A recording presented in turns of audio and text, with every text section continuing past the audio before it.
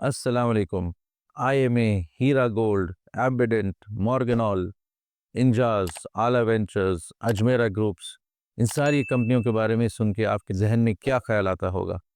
वही 5 साल वाली बात, जहाँ पे हमारे कौम के कई लोग रोड पे आ गए, उनका पूरा माल ख़त्म हो गया था, लूट गया था। कई लोगों की शादियाँ टूट गई, कई बच्चों की शादियाँ नहीं हो पाई। क्यों? क्योंकि इन सारे कंपनियों और उनके प्रमोटरों ने कौम के पैसों को लूट लिया, पॉन्ज़ी फर्जी स्कीमों के ज़रिए। I'm a scam case. Heera group. Hera Group.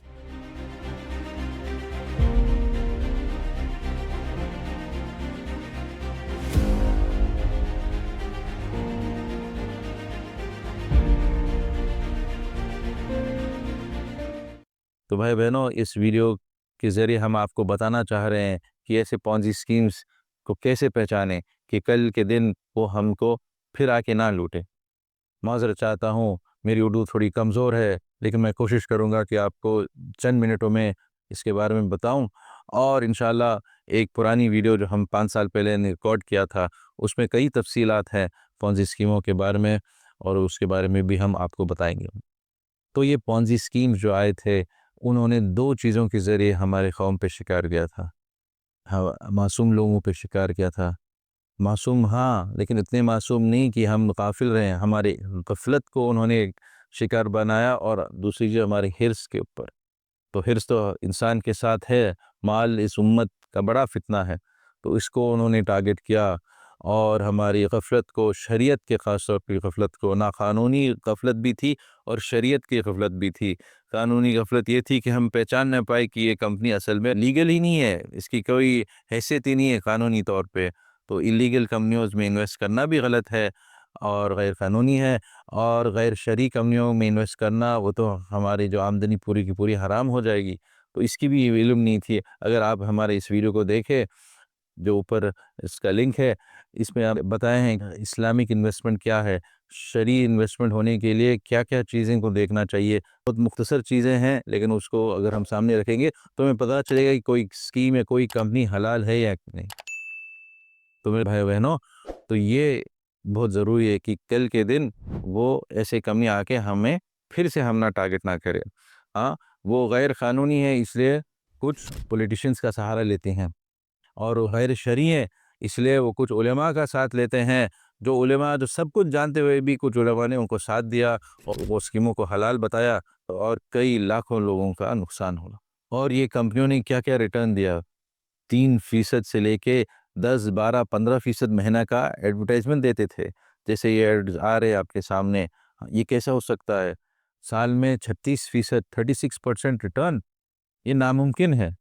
जब बैंक वाले फ़िक्स्ड डिपॉज़िट में 7-8% दे रहे हैं, और RBI, reserve bank of India का 5-6% इंटरेस्ट रेट है, तो ये इतना रिटर्न मिलना, ये तो नामुमकिन है। ये आपको, ये एक ही रीज़न काफ़ी है आप बताने के लिए, समझने के लिए कि ये कोई स्कीम फ़र्ज़ी फ्रॉडी है, पॉन्ज़ी स्कीम है।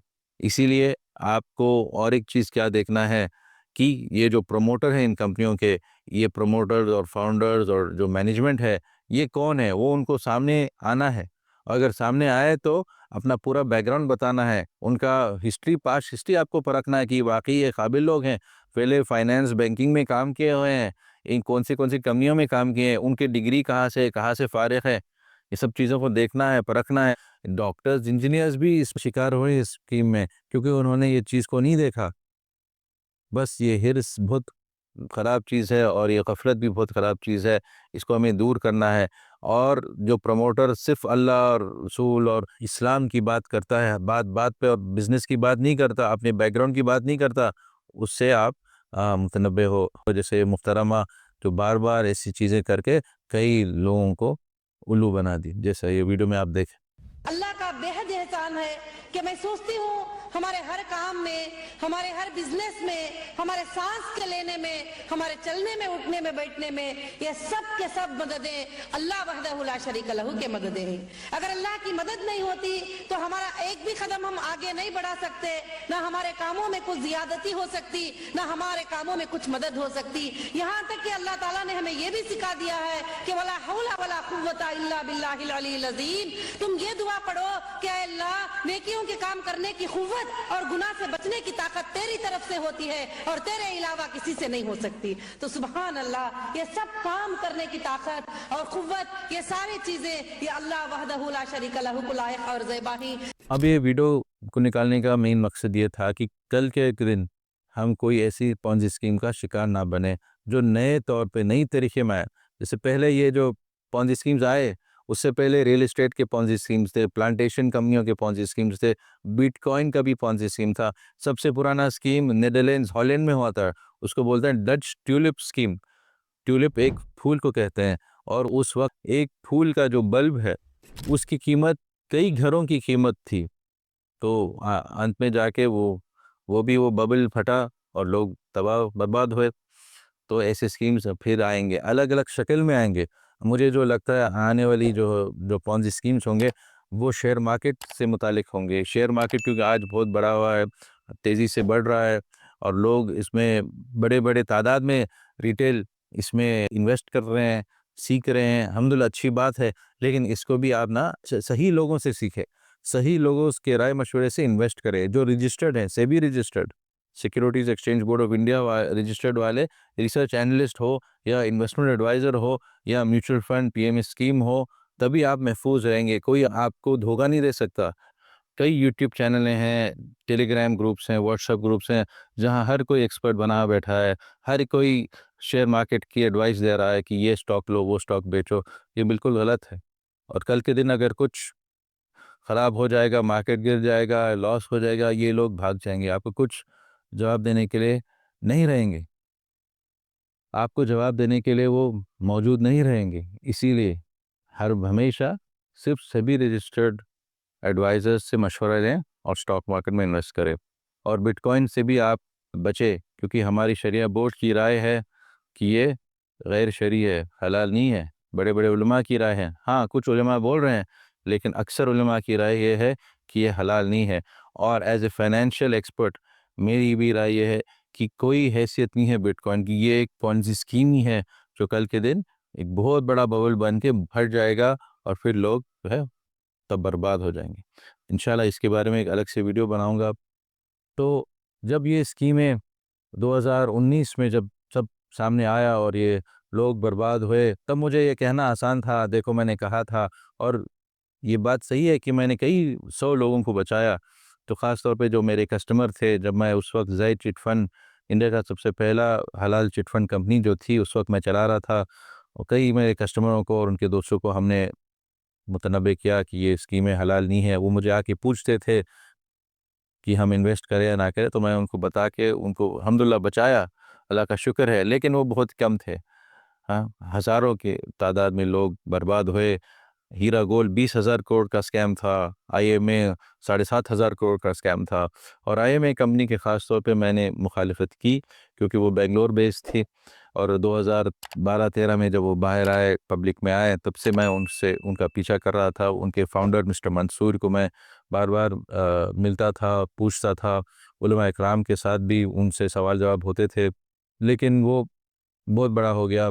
और जब स्कैम बाहर आया और वो दुबई भाग गया था, तो यही मिस्टर मंसूर मुझे याद किया था कुछ लोगों के नामों में जो उससे जो सता रहे थे, यानी उसके पीछे थे, उसको प्रूव करने के लिए कि वो पॉन्जी स्कीम है। उसमें मेरा नाम भी लिया था, जैसे ये वीडियो में ये मेरा नाम लेता है।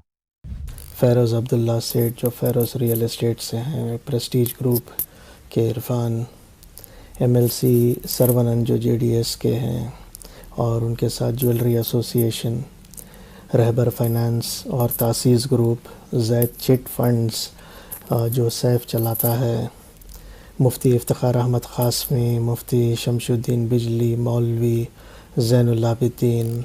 जब आईएमए का स्कीम बाहर आया तो मुझे एक news channel the cognate interview किया, और इस इंटरव्यू जो 5 साल पुराना है उसमें मैंने पूरे तफसीलात से बताया कि आईएमए के बारे में मैंने क्या क्या सबूतें हासिल की और किस तरीके से मैंने उनको पहचाना और मैंने उनको पॉन्जी स्कीम साबित किया था।